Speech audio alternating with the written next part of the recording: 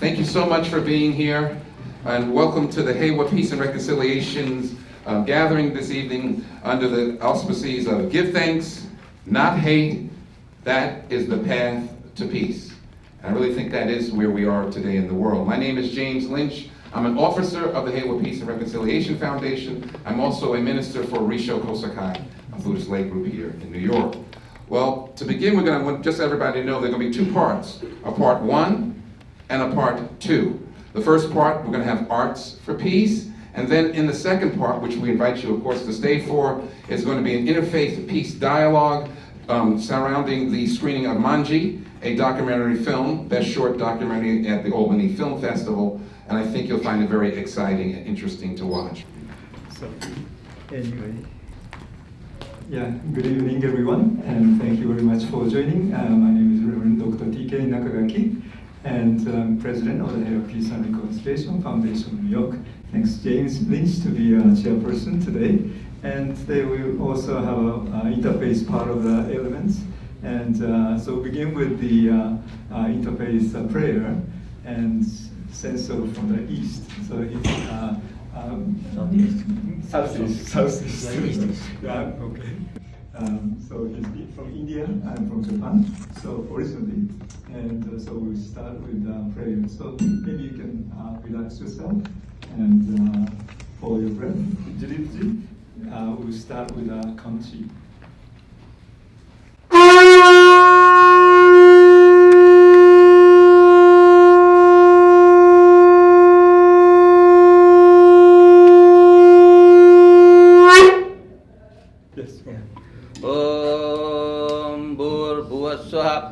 सविदुर्वरेण्यं भर्गो देवस्य धीमहि धियो यो न प्रचोदयात् ॐ त्र्यम्बकं यजामहे सुगन्धिं पुष्टिवर्धनं उर्वारुकमिव बन्धना मृत्योर्मुक्षेयमामृतात् ॐ सर्वेषां स्वस्तिर्भवतु.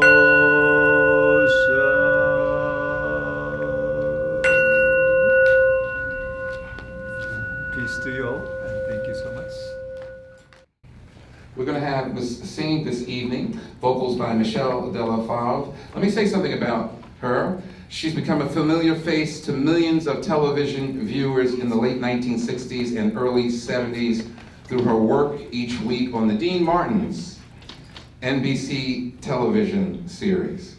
And I wanted to say at the age of 19, she was selected to be one of the Dean's Gold Diggers, both in his show and on the Gold Diggers' own summer variety show. I want to also introduce the flautist and saxophonist, Yuuki Koike, and let me tell you something about her. She started piano when she was 2 years old. 9 years old, she started playing the flute in a school band in Rikyo University. She joined big band and started saxophone. The big band won prizes in some of the contests. She then moved to the United States. She's been playing in many orchestras, jazz bands, rock bands, and other styles.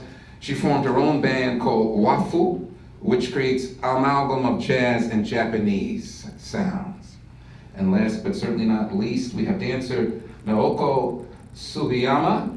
Let me read you directly what I have for her. She has done a lot of work in engagement in interfaith work and international peace work. She has performed at respected venues such as the United Palace Theater, the Bernie World Center, Dance New Amsterdam, and there are too many places to even list here.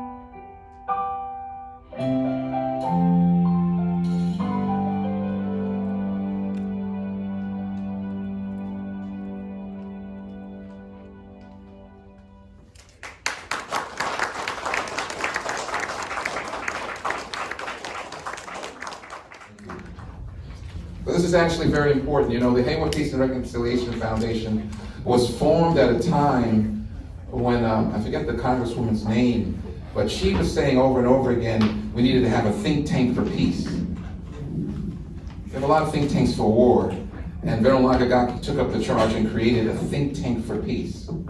That's really important for us to think about, because every day we're finding ways to harm each other on the planet. But are we finding ways to bring peace to each other on our daily interactions and in our global interactions? And so that's what we're doing here. We have the beautiful music, having a wonderful time, but most importantly, we're reimagining a world that can be. Right? Veneral Nakagaki likes John Lennon, right? Imagine, right? And that's what we're doing, reimagining the world. And sometimes one of the things that I also think, I'm very fortunate, I'm waiting for those, I get the chance to say this, a lot of times we think that our efforts are not valuable. But the truth is, every action we take is valuable. You know, the one life that we save the one person, we're like a lighthouse, the one ship that we stop from crashing into disaster because they feel hopeless, is a life of, that we've saved. So that's what we're doing here today. And thanks to Venerable Nakagaki and all the other officers of the Heiwa Peace and Reconciliation Foundation, we're in a position to be that lighthouse in the storm. So thank you. Welcome our next artist, Amane Sakaguchi. Amane is currently pursuing her master's degree in composition. Don't worry, I got you. At the Curtis Institute of Music in Philadelphia. She's also a highly accomplished Shamisen player, the traditional Japanese three-string lute under the stage name Kineya Kosaburo. Here she comes. Sakaguchi. Thank you so much. Everyone give her a round of applause.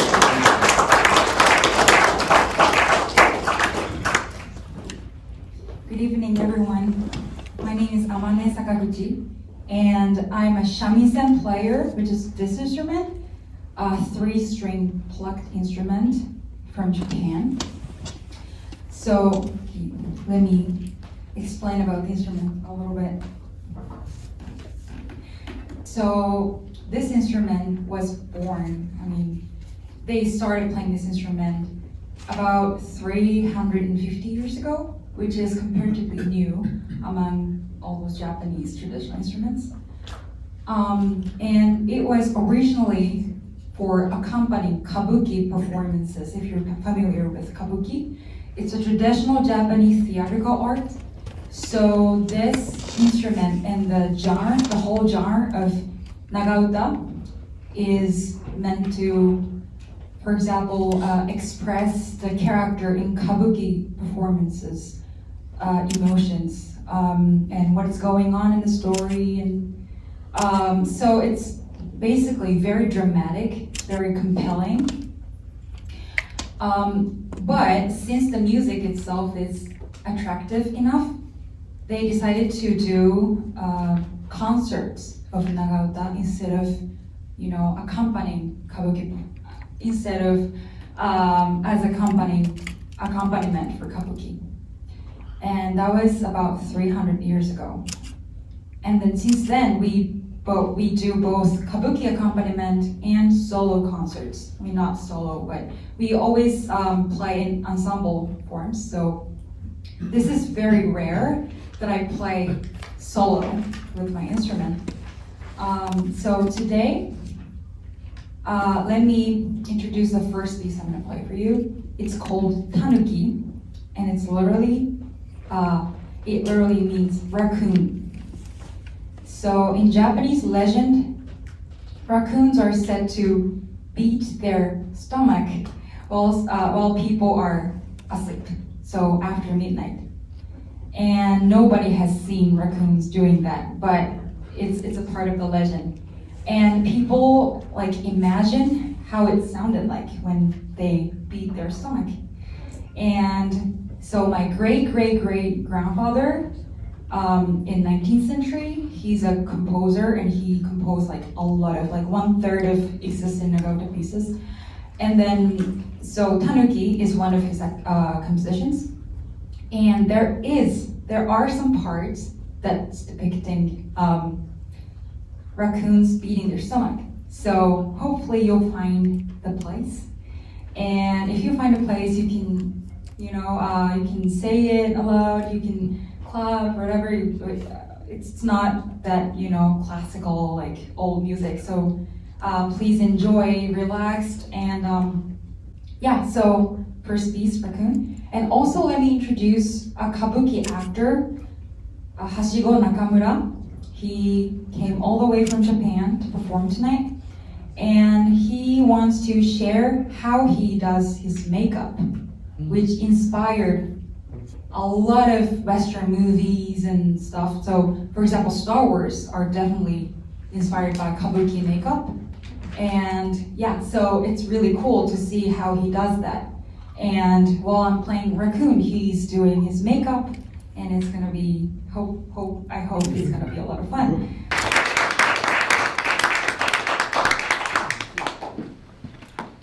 箱はござざりまするが、ご挨拶なもって申し上げ立てますりまする中村はしごにござりまする。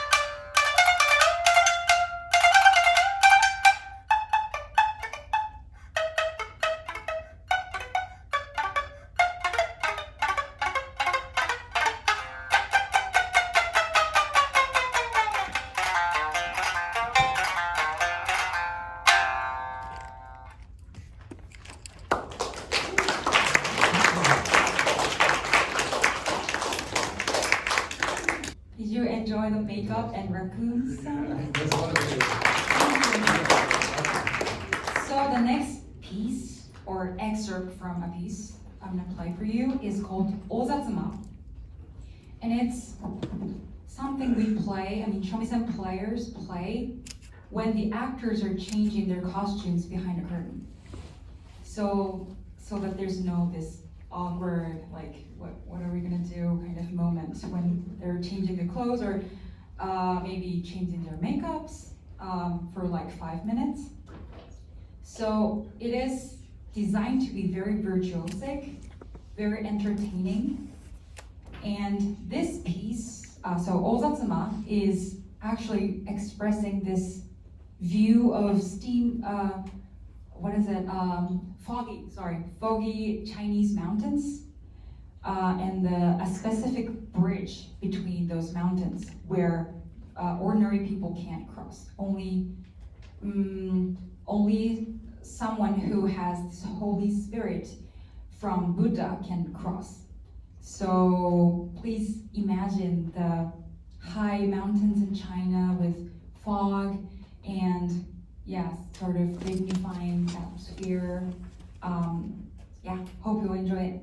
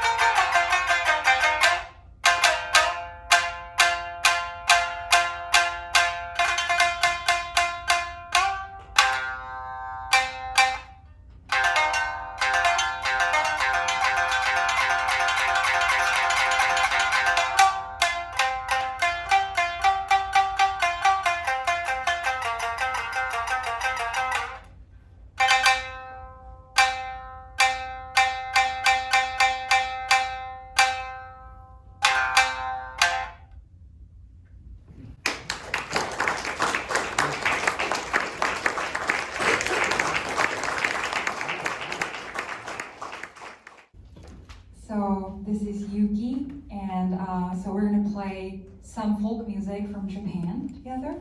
The first one is Sakura. So it's a folklore about cherry trees.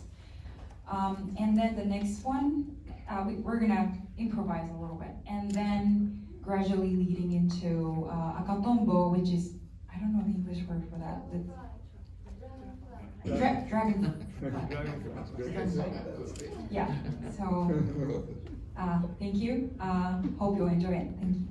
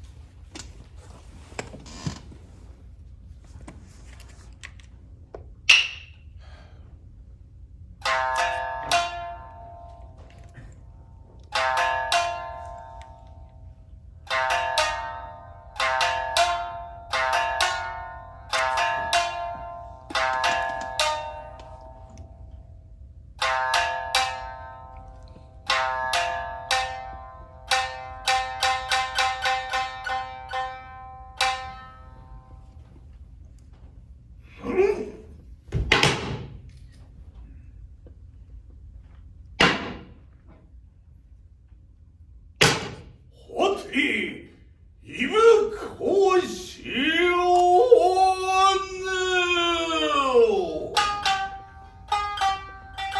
元に聞く国連平和の鐘を世に書くべからず苦戦の心平和の祈りに各国の効果をもとに鋳造せしに打てどもつけどもその音色も響かぬとやろういでこの松越虎の助玉秀がこれなる金の異変をこの眼にて確かめてみおけ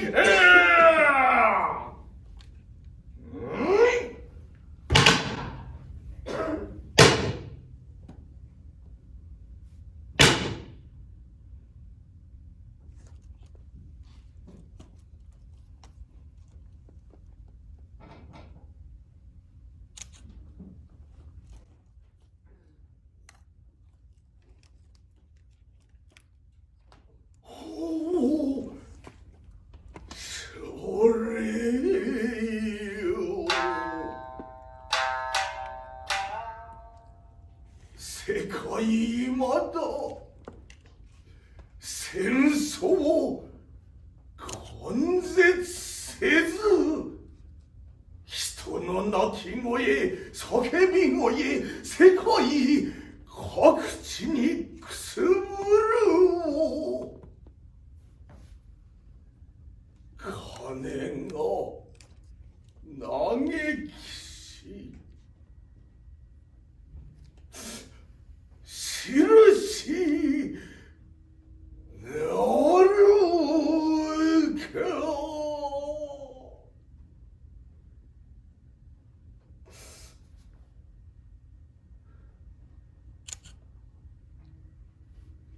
いでこの上は中川千代治先生の志習い覚えし漢文の孤独なむって証言の雲を取り払い再び金をばならとべし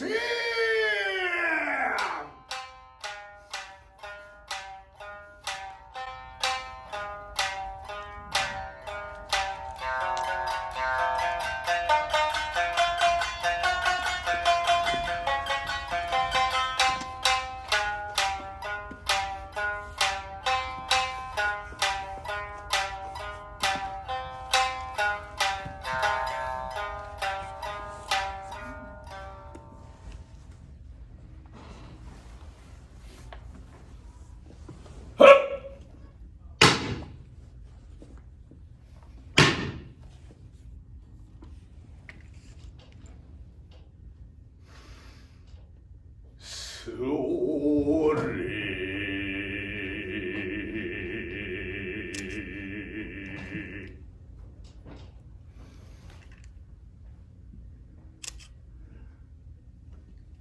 世界絶対平和万歳これ国家民族宗教思想を超え三世の全人類の悲願であるこの願いを平和の鐘に記念する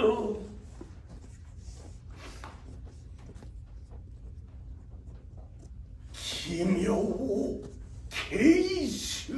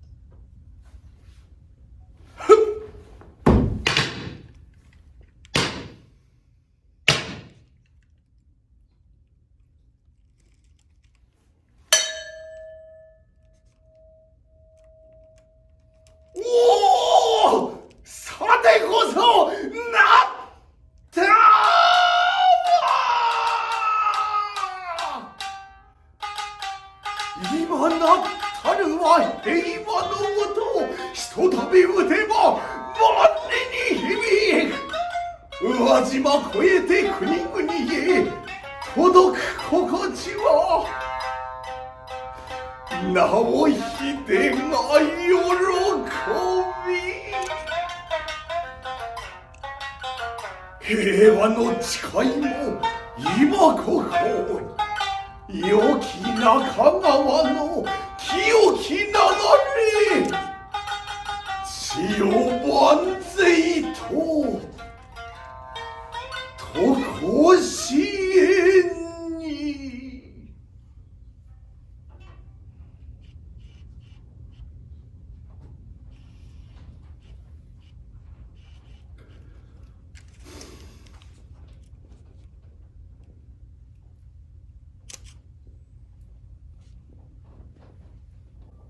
人を憎むな。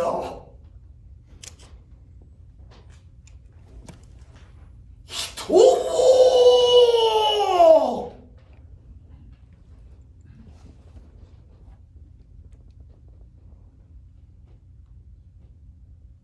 愛せ。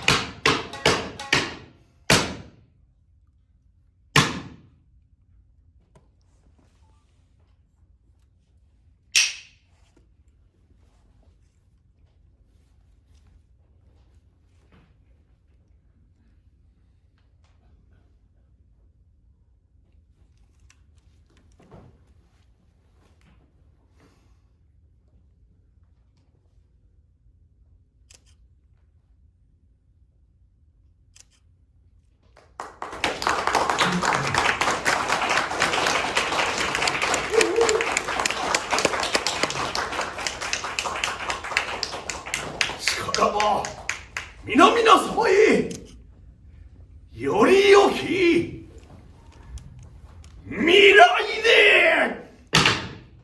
お会いいたしましょう。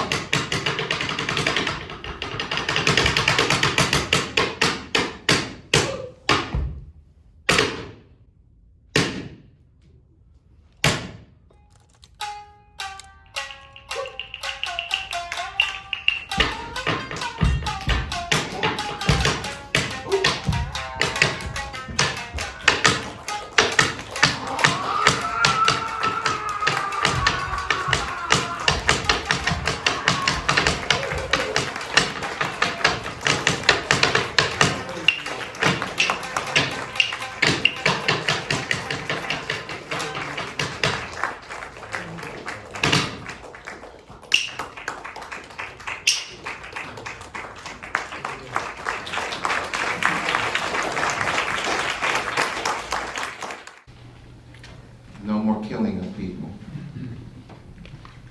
I felt it. Did you feel it? What an amazing performance. Thank you so much.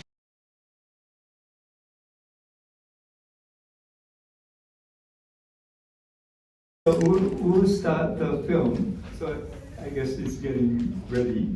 And basically, you see, this is a kind of part of interfaith activities or dialogue that we're talking about. And then the first part, of course, asks for peace. And this is part of the connected to the peace building, but then it's more communication or with the dialogue. So we have a lot of conflicts. Then when we have a conflict, what we're going to solve is another big questions. And so peace and reconciliation, the way that we name ourselves is a Reconciliation Foundation of New York. So reconciliation part is something very important that we should be thinking. So we'll show the film, and from now, I think it's okay.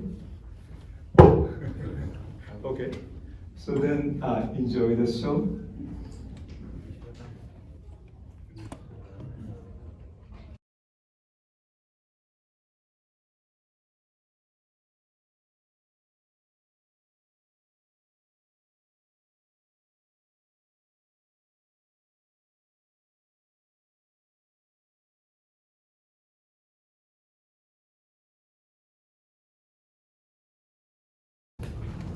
So what I'm going to do is, due to my wooziness, I'm going to have each of the people describe and tell you their background and a little about themselves, what organization they represent, and then we'll go from there. Does that make sense to everyone?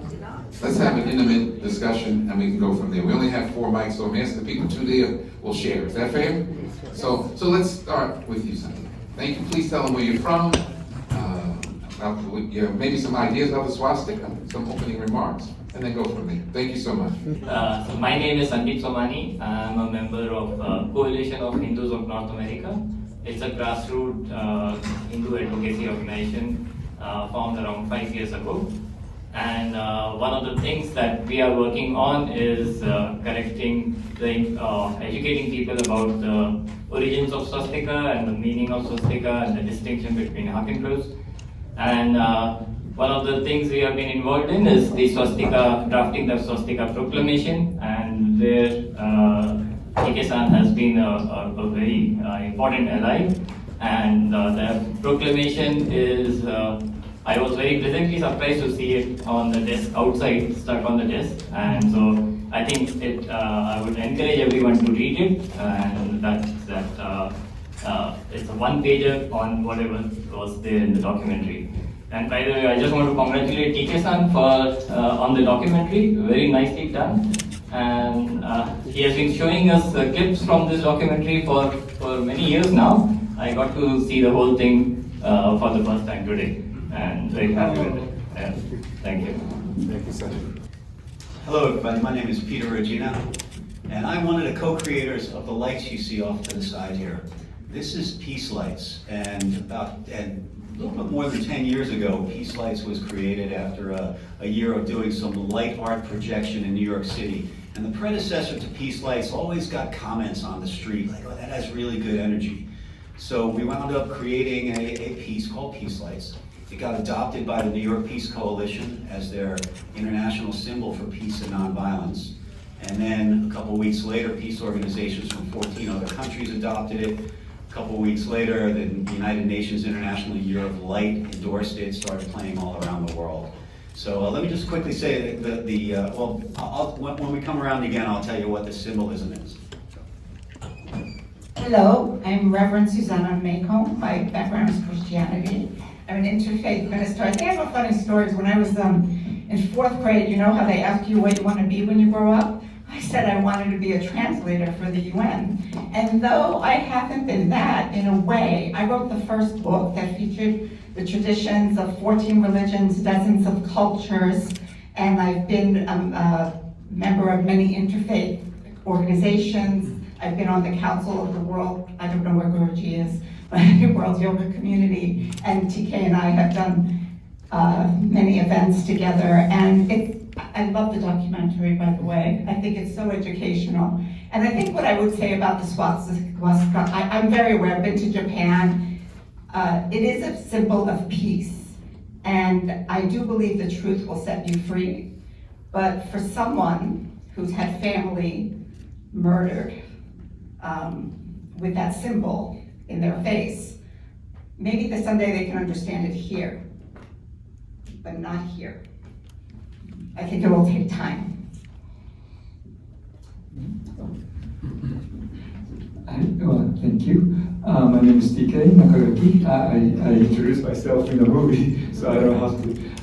Actually, my friends who wrote the recommendation to this book just passed away October 13. Randy Brown, who is a very good friend of the Buddhist Council of New York. She used to organize Change Your Mind Day in Tricycle magazine in Central Park, if you know I mean, if you're old enough to know, we used to do those. But then, so she wrote me some recommendation for this letter. So I just wanted as a memory of, to show the respect and prayer for Randy Brown. So I just wanted to read this, her, what do you call it, her? The Reverend Dr. T.K. Nakagaki has long been a prominent leader in the Interfaith movement in New York City, and this book is further expression of his belief that mutual understanding can lead to enhance the harmony and peace in this world. In a brave gesture of cross-cultural significance, the Buddhist swastika and Hitler's cross offers us detailed expression of the positive history and meaning that this profound symbol has for millions of people over the millennium. Randy Brown, LCSW, former executive director of Tricycle Foundation, publisher, the Tricycle, the Buddhist Review. So anyway, thank you. And so all I'm just saying is, of course, this film itself was done like 2017, 19 or so. So right before the COVID happened. So our plan was going to Japan and then go to the Europe, Auschwitz, and then we already have an appointment with the Chief Rabbi of Poland, Michael Shudry, but then so we couldn't do it in the end, and so and then this film is, of course, doesn't say some of the things that I mentioned here, which is cross, Christian cross is also very much ignored from the Hitler's cross.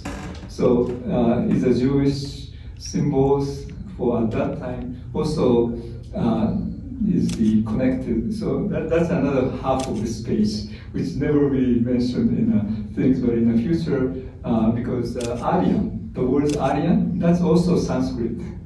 Aryan means noble truth.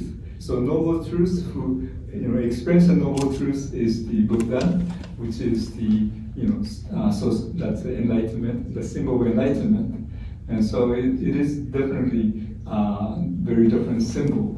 And so instead, it's anti-Semitism, as it's mentioned. So it's totally different things mixed up with like a sugar.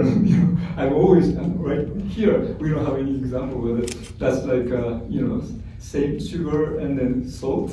These are different.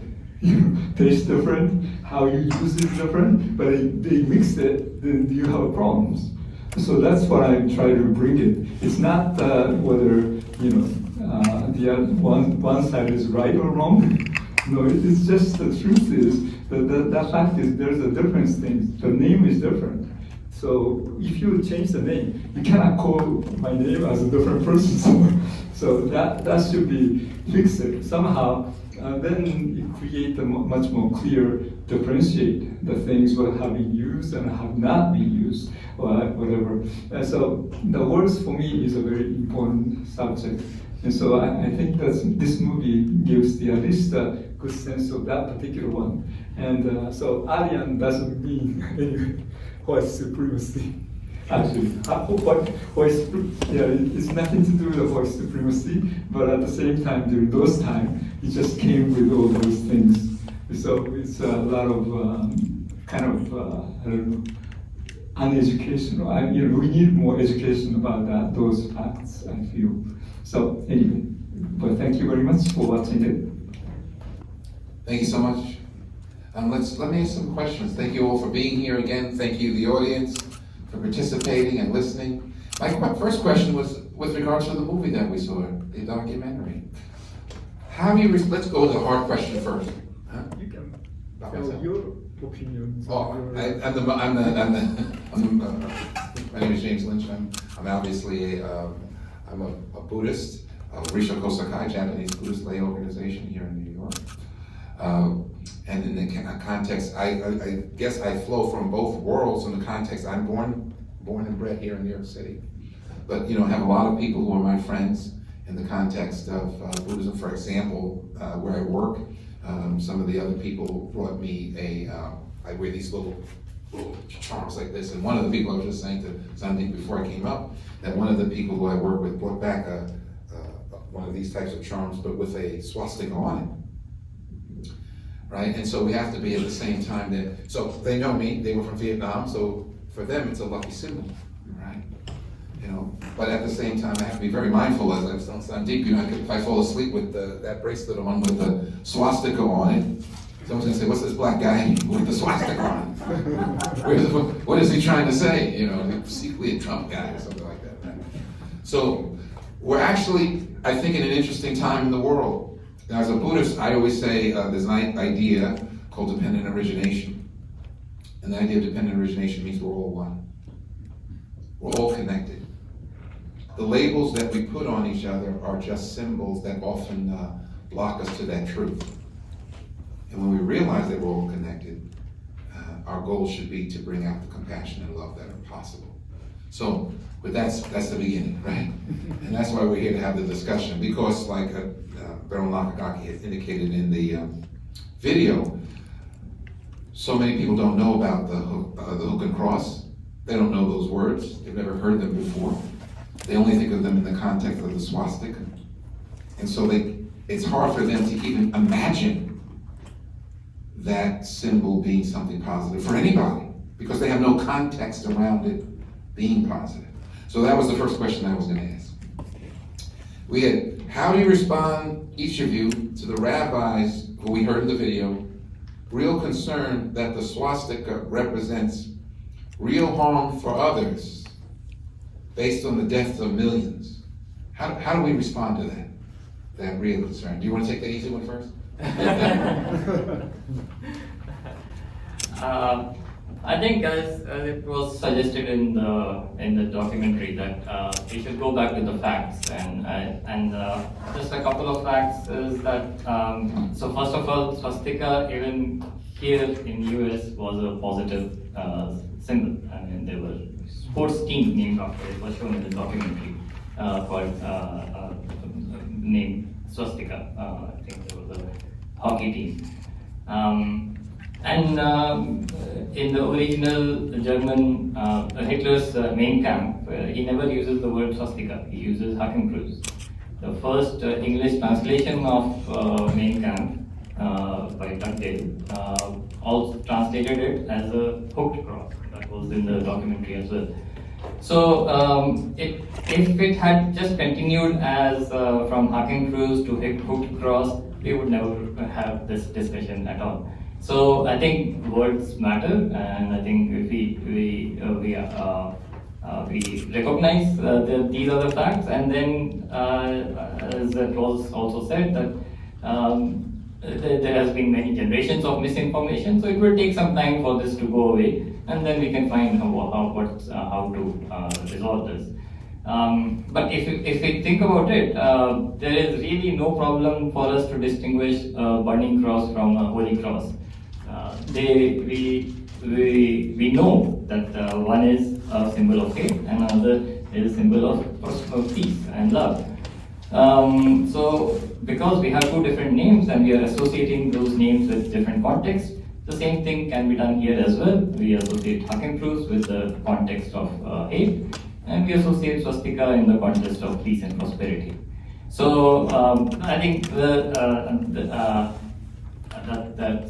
all I would say. That's wonderful. No, thank you for good offering. You're willing to tackle it first, so that's good. Thank you so much, Peter. Okay, I'd like to tackle that question in a story that relates to peace lights, because it was a very similar thing. If I could, at first, let me tell the symbolism of peace lights, okay? The colors represent the different cultures of the world. Not the races, not the countries, not the religions, but the cultures of the world. And the motion you see represents the way that these cultures work together globally to generate a feeling of harmony and peace and good energy. You see the words peace lights come up in 55 different languages throughout. We also have a version of peace lights with the 30 human rights in English and French. But wherever there was a choice in different languages for the word light, we always chose the holiest form of the word light. Now, right off the bat, peace lights kind of had a life of its own. It started getting invited to places, gotten endorsed as a symbol of peace, and started playing at the United Nations. To date, it's played at over 75 United Nations related events, General Assembly Hall, all the conference rooms, Delegates Lounge, Church Center, 10 times in Times Square, literally 7 of 7 continents. And it's gotten more so adopted as a symbol of peace. Now, I was just along for the ride at the beginning, right? Then COVID came. Well, then Claudette Colvin came, and I got us introduced to the African Union, started to engage with the African Union.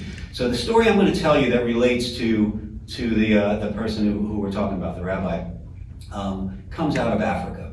So Africa has a 50-year plan, and in that 50-year plan, they call for peace education.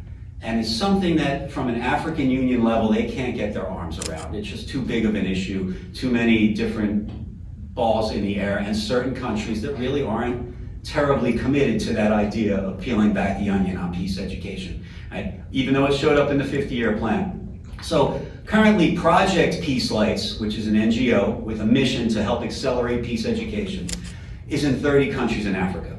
Peace Lights is just a piece of art, right? So I'm on the phone with the UNESCO person from Tanzania. Now in Tanzania, Project Peace Lights, with this peace education focus, has an endorsement from the Ministry of Education, the Ministry of Community Development, Women's Affairs, blah, blah, blah. Right? The Office of the Prime Minister has endorsed Project Peace Lights. So she said, please talk to the UNESCO folks. So I'm talking to the UNESCO folks. They like the idea, and they came up right at the very end and said, well, you know you're going to have to change your symbol, right? I was like, what do you mean? And the symbol for Project Peace Lights is the shape of Africa with the colors of peace lights in the middle. And he said to me, well, you know, that symbol is not going to resonate well with the Muslim population here because it looks too much like the LGBTQ rainbow.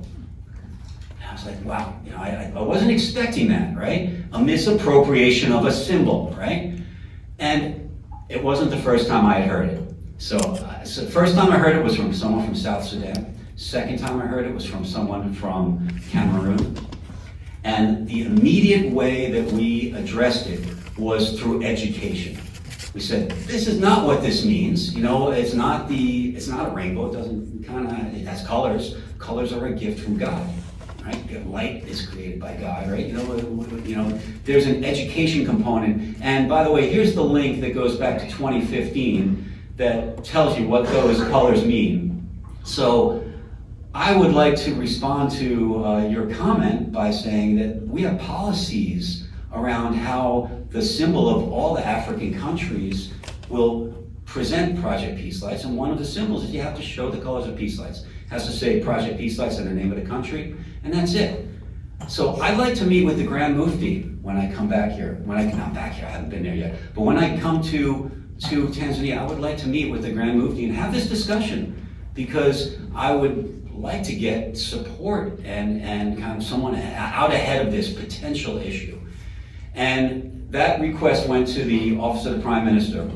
And what they came back was, Mr. Rogina, we'd like you to meet with the Grand Mufti, but we'd like you to do that in the context of the Interreligious Council.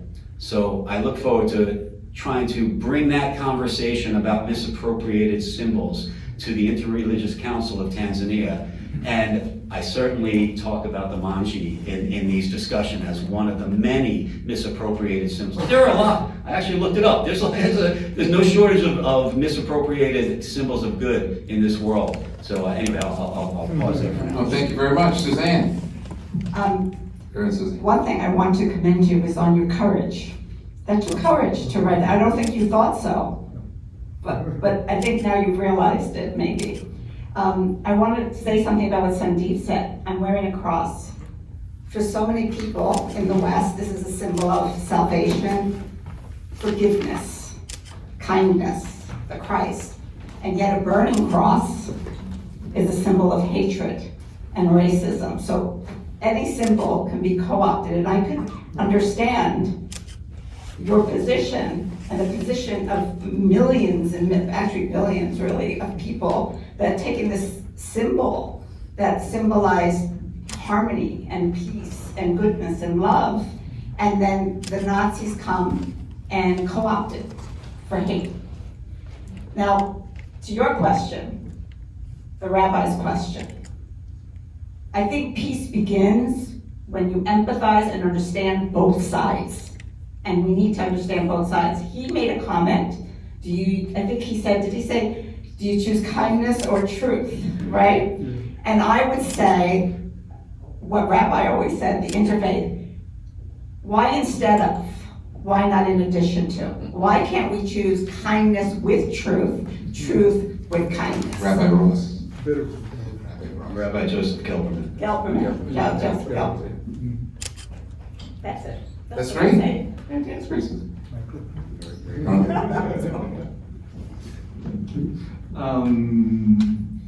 Yeah, I forgot what I was going to say. Sorry. Whatever the question was, but it is What was your response to what the rabbi said? I see. One thing, of course, in my feeling, I hope you understand what I try to say, because what I'm saying is you should be able to think from the other side.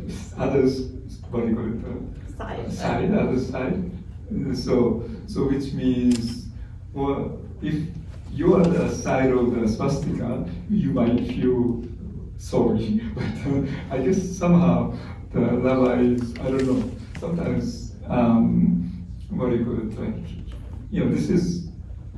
this my side, yes or no. I'm not asking yes or no, actually. So it's always, all I'm asking was to understanding, or to open up the eyes. Yeah. But which is fine. I mean, because I know that this is because we can't open everybody say the same way. But then at least we should respect each other to live harmony. And because nobody has no intention to harm others. So why you have to say this is no good? You can say, oh yeah, of course we know that the Hindu, Buddhist, they use all those swastika, but then nothing to do with whatever their experience, because it's a different things. It's actually but it's a cross. What they did with the killing the million Jews is a cross, because it's a hooked cross. That's the German words of the right.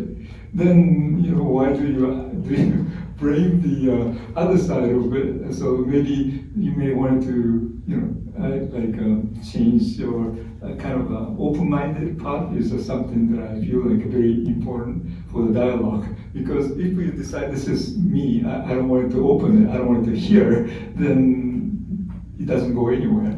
So I'm hoping this film, also my intention was hopefully the dialogue, like a yes and no, and then we can find yes and no, but no and yes, or something in between. I mean, so that it's not only right and wrong, but it maybe right, maybe wrong is a kind of a little middle. Because here always like a red or blue, but then I like the color purple.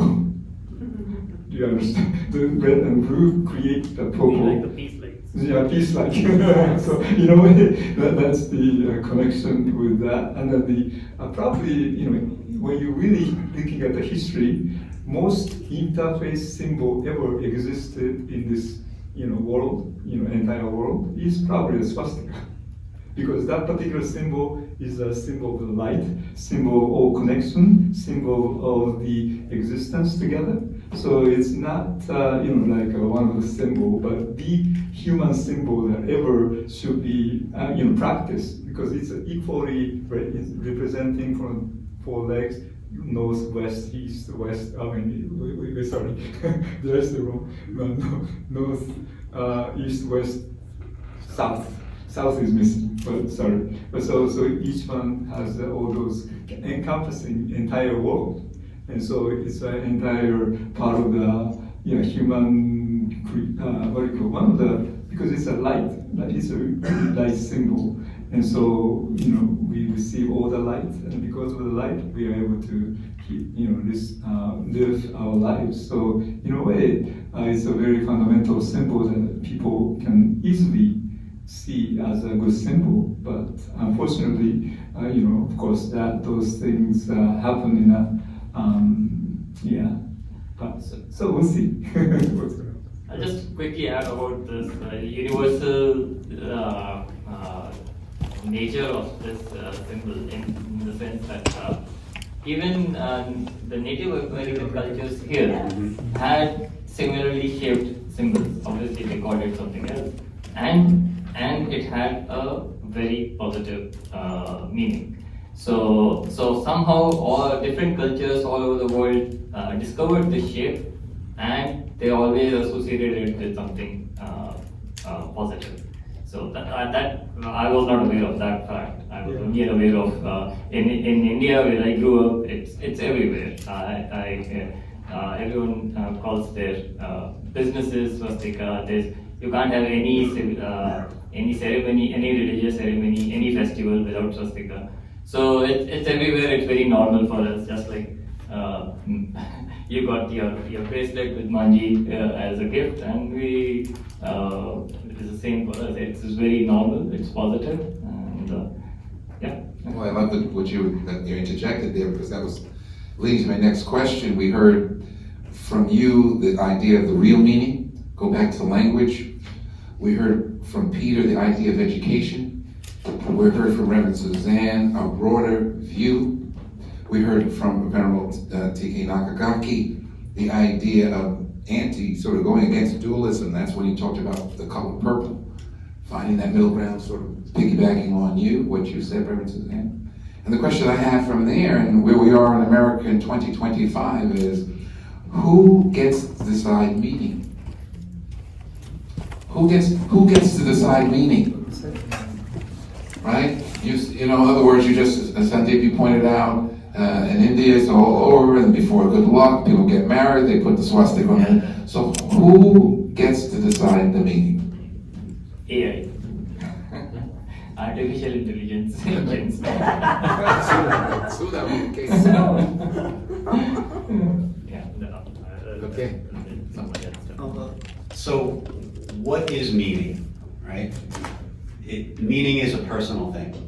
It can come from a culture, it can come from a group, but the definition is always going to be a little bit squirrely. It's not necessarily going to be a discrete thing. So how one takes, when we're talking about it in the context of reappropriating a misappropriated symbol, right, there are best practices that can be thought of in order to help that along. What are those? So I actually looked it up, and I wanted to share some of those, and I want to compliment you, TK, on hitting right on the first one, which is education. Because taking films like this and getting them out there is really what it's about. Education and awareness campaigns, putting things in historical context and having workshops and events. And I see you doing that, so I really appreciate that. Art and cultural representation, art and cultural reinterpretation. Okay, so if you start seeing that, I wouldn't mind getting woken up because I had a Manji on, because that to me would be an opportunity to kind of engage in that discussion, and kind of doesn't come without risk, but it is a good discussion. Third thing,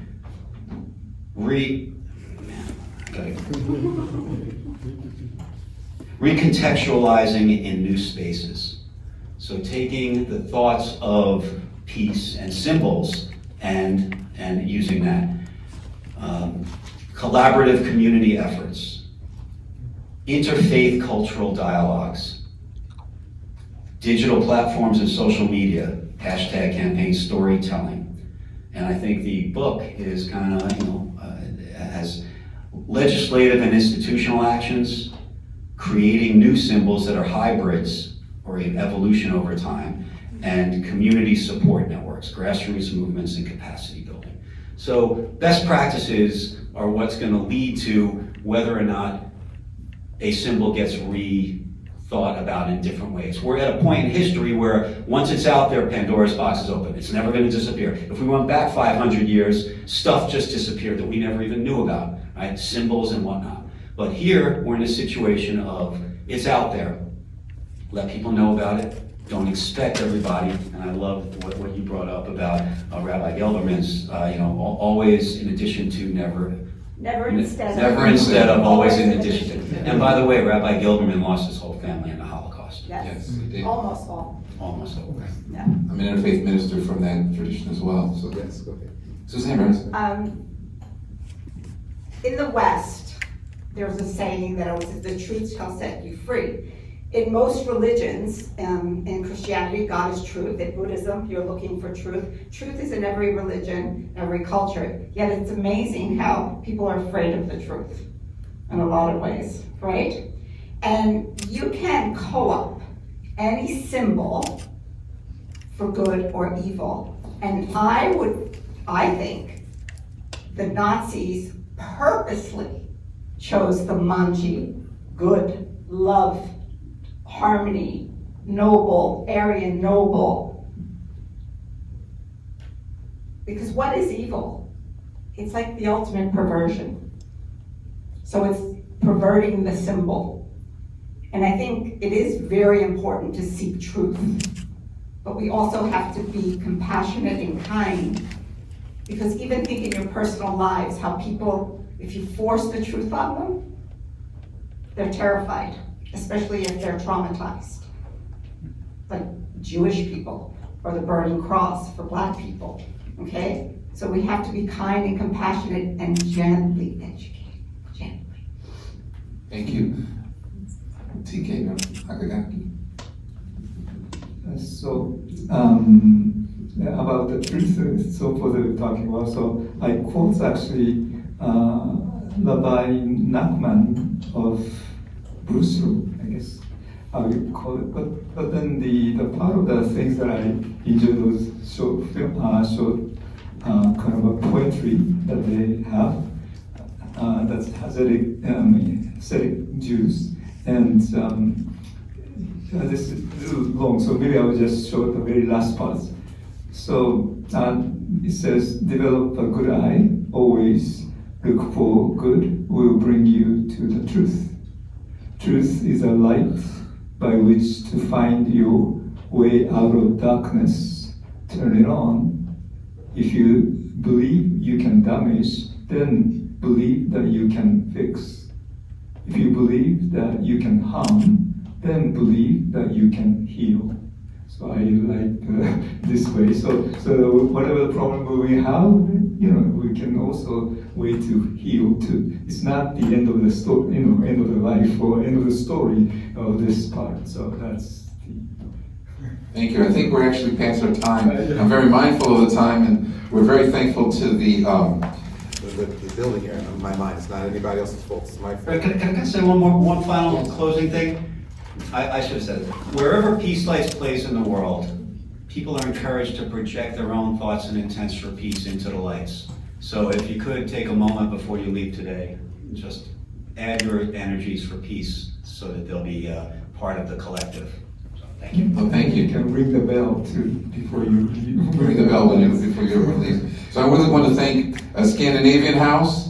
I want to thank them for allowing us to use the space. I want to thank all the performers who came and shared their love and their compassion and their kindness with everyone. And I want to thank all of the panelists here who, this is a challenging time and to discuss this, but I think with compassion, love, kindness, hope, joy, we can find our way home together.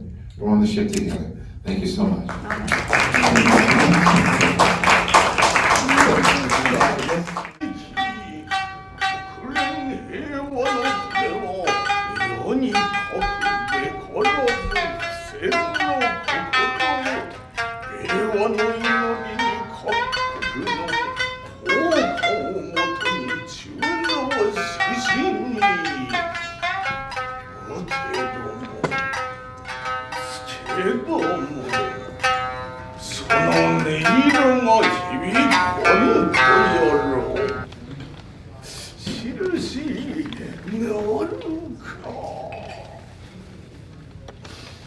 なんで最後はい。いや、あそこだけすごい。